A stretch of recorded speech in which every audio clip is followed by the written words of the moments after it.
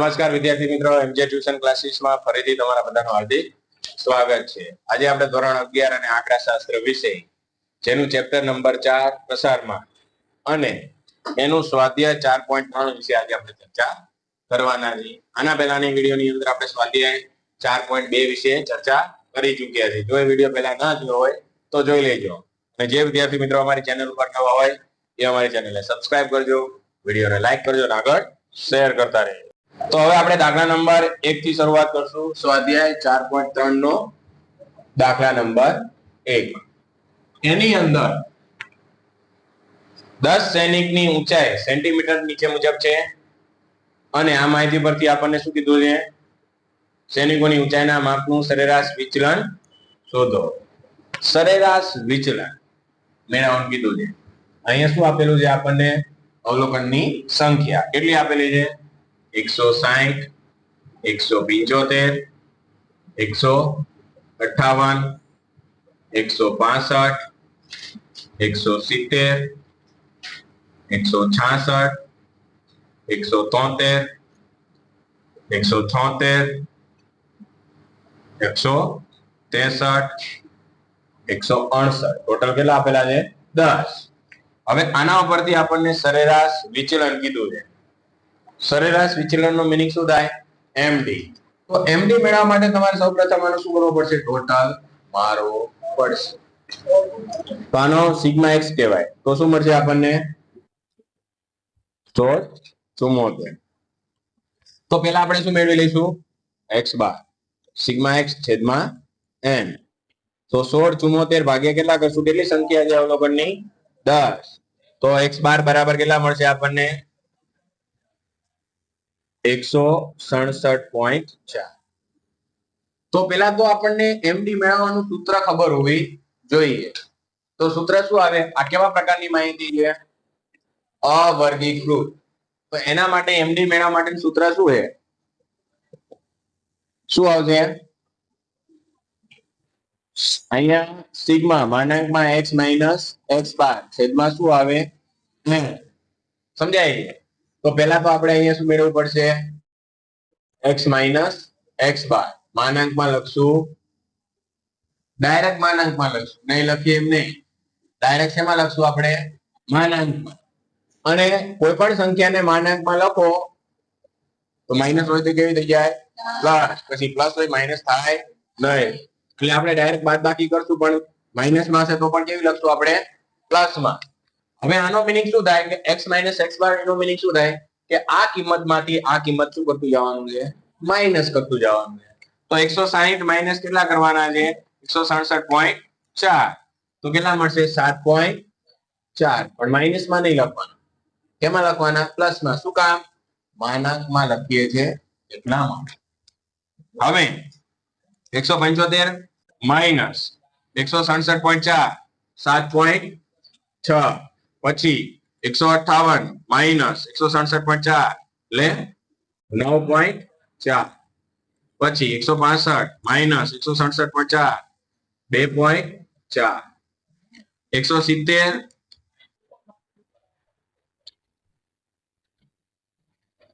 2.6. 166 minus 167.4 1.4. 173 minus 167.4 5.6. 176 minus 167.4 8. પછી 163 minus 167.4 એટલે 4.4. 168 minus 167.4 એટલે 0.6 ના આવે છે.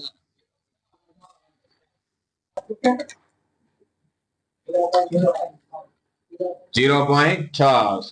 હવે આનો ટોટલ મારવાનો ડાયરેક્ટ.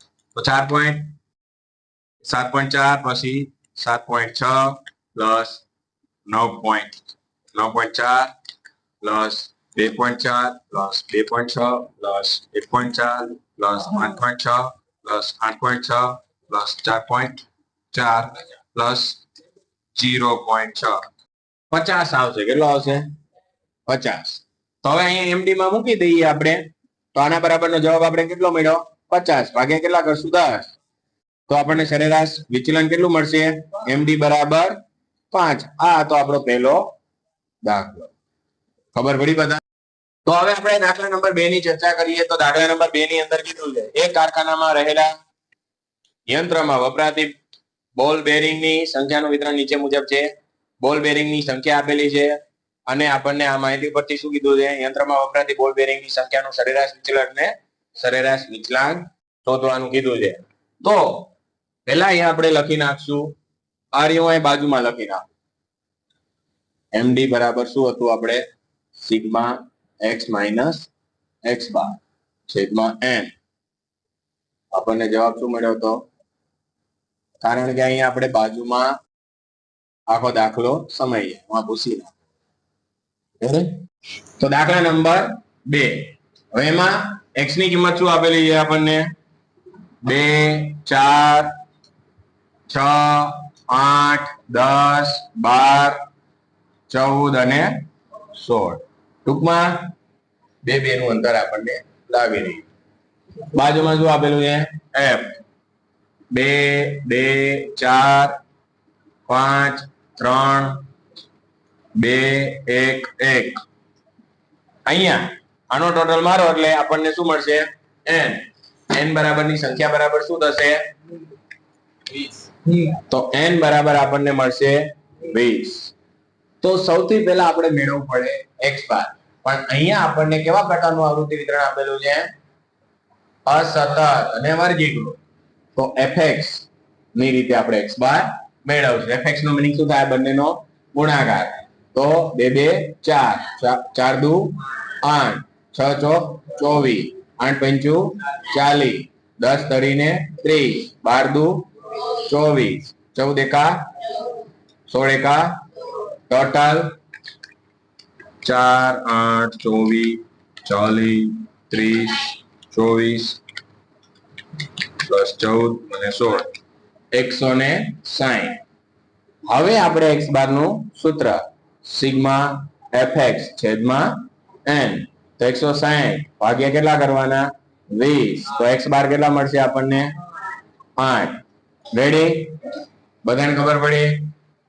હવે અહીંયા મૂકશું આપણે માનાંકની અંદર ડાયરેક્ટ x માઇનસ x બાર.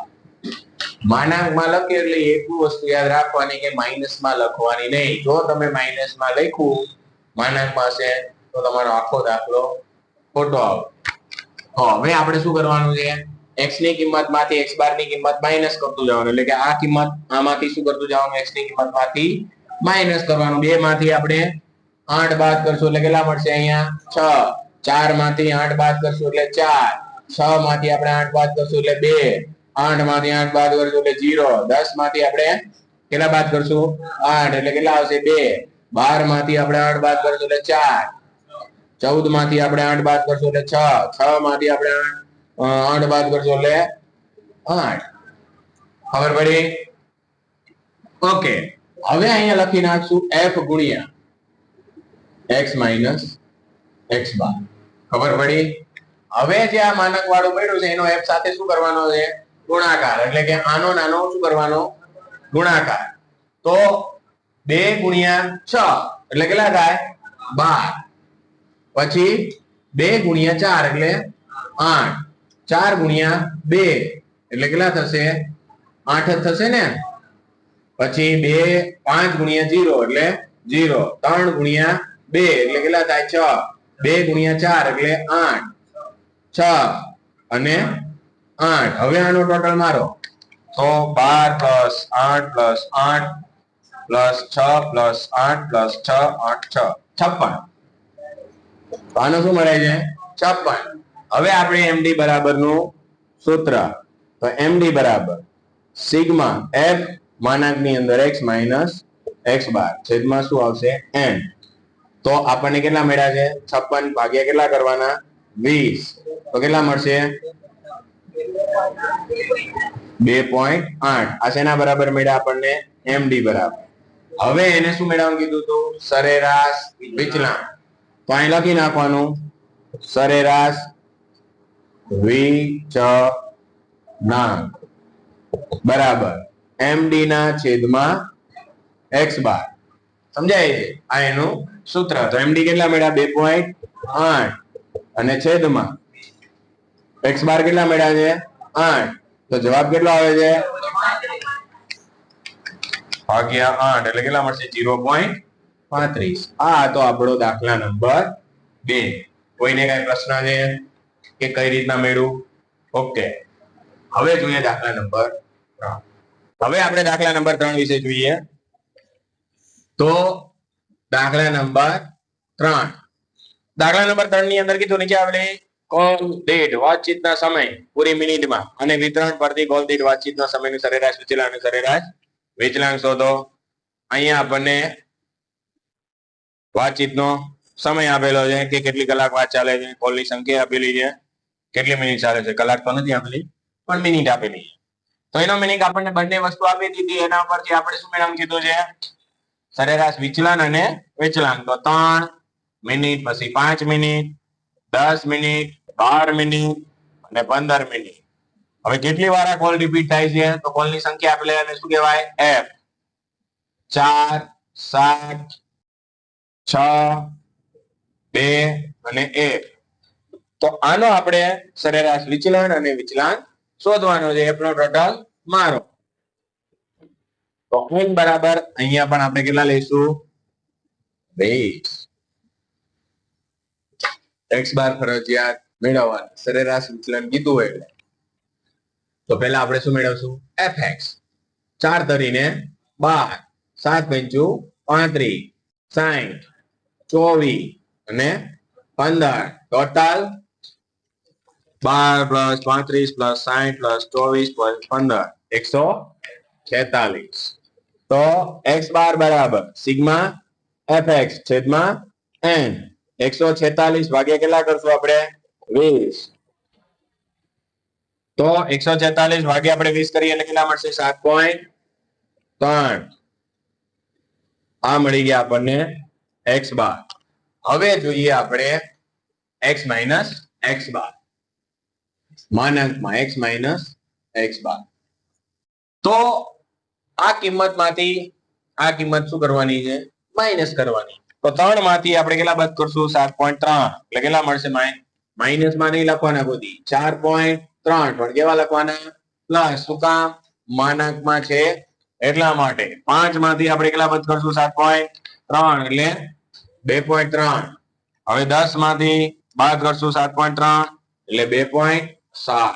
પછી 12 માંથી આપણે બાદ કરશું 7.3 4.7 અને 15 માંથી આપણે 7.3 બાદ કરશું એટલે 7.7. રેડી? હવે આપણે શેનો ગુણાકાર કરશું? f માનાંકમાં x માઇનસ x બાર. એટલે કે f નો આની સાથે ગુણાકાર કરવાનો છે આ બંનેનો. તો 4 ગુણ્યા 4.3. તો 4 ગુણ્યા 4.3 એટલે કેટલા મળશે?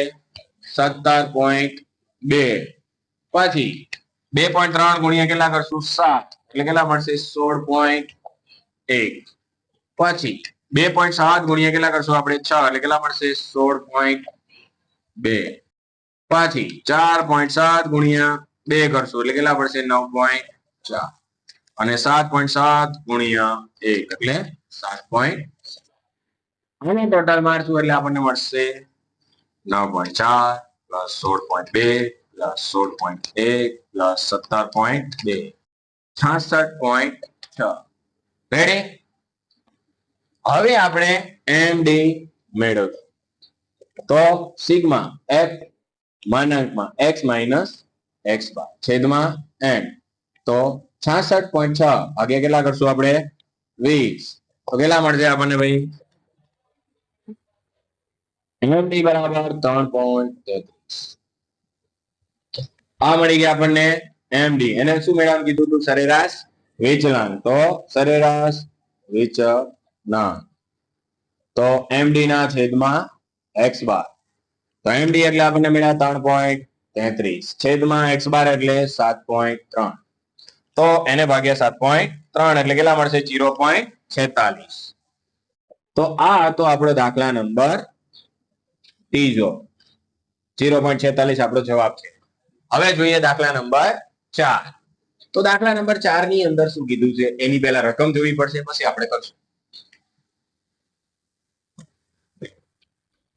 દાખલા નંબર 4 ની અંદર આપણને કીધું છે કે છેલ્લા 16 મહિનામાં થયેલા ટીવી 60 ના વેચાણની નીચે આપેલી આવૃત્તિ વિતરણ પરથી ટીવી ના માસિક વેચાણનું સરેરાશ વિચલન અને સરેરાશ વિચલન શોધવાનું કીધું છે. તો અહીંયા આપણને વર્ગમાં આપેલું છે, તો અહીંયા આપણે લખશું વર્ગ.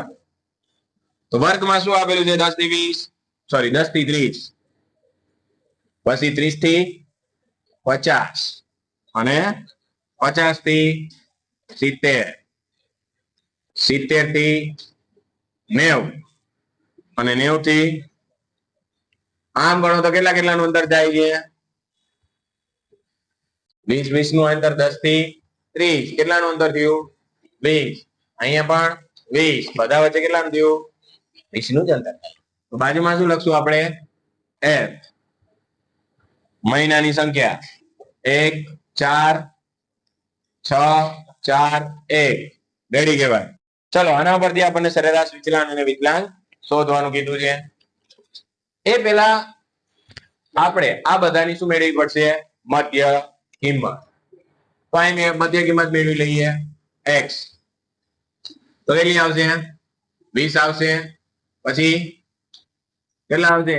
80, 40, 60, પછી 80 ઓ રેડી. હવે આપણે શું કરશું? fx. ટૂંકી રીતે આપણે ક્યાંય દાખલો ગણશું નહીં. હંમેશા સરેરાશ વિચલન કીધું fx ની રીતે દાખલો ગણ નાખવાનો, જેથી કરીને આપણને x બાર મેળવવામાં શું રહે? સરળતા રહે. પહેલા તો f નો ટોટલ કેટલો થાય છે? n બરાબર 16. હવે આનો બંનેનો ગુણાકાર તો 20 160 અને 360, 320 અને 100 અને ટોટલ 320 અને 100 960. તો આપણે પેલા x બાર મેળવી લઈએ. x બાર બરાબર સિગ્મા fx છેદમાં n. તો 960 ભાગ્યા કેટલા કરશું? 16. તો કેટલા મળે છે x બાર? x બાર મળશે આપણને 60. હવે આપણે શું મેળવશું? માનાંકમાં x માઇનસ x બાર. એનો મીનિંગ કે આપણે મધ્ય કિંમત માંથી શું કરવાની છે? આ 60 ની કિંમત શું કરતું જવાનું છે? x બાર ની કિંમત માઇનસ કરવાનું. તો 20 માંથી 60 બાદ કરો એટલે કેટલા આવે? 40. અને 40 માંથી 60 બાદ કરો એટલે 20, પછી 0 અને કેટલા આવશે? 20 અને 40 આવે ને? રેડી? ઓકે. હવે આપણે શું કરશું? f સાથે એનો ગુણાકાર. આ દેખાય છે ને? હવે રેડી કહેવાય. ચલો હવે અહીંયા આપણે f માનાંકમાં x માઇનસ x બાર એટલે આ બંનેનો શું થાય છે? ગુણાકાર. તો f નો આની સાથે ગુણાકાર કરીએ એટલે કે 1 ગુણ્યા 40 એટલે કેટલા મળશે? 40. 4 ગુણ્યા 20 એટલે 80. 6 ગુણ્યા 0 એટલે 0. 4 ગુણ્યા 20 એટલે 80 અને 40 ગુણ્યા 1 એટલે કેટલા થશે? 40. ટોટલ મારશું 120 પ્લસ 120 એટલે કેટલા થાય? 240. ભાઈ કન્ફર્મ કરવું સારું છે, એમ માં નહીં રહે. 240 સમજાણો? હવે આપણે મેળવી લઈએ md. તો સિગ્મા f કૌંસમાં માનાંકમાં x માઇનસ x બાર માનાંક પૂરો છેદમાં n. તો 240 ભાગ્યા કેટલા કરશું આપણે? 16. તો 240 ભાગ્યા 16 કરીએ એટલે કેટલા મળે? 15.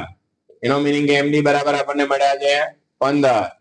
હવે શું મેળવવાનું કીધું હતું? સરેરાશ વિચલન.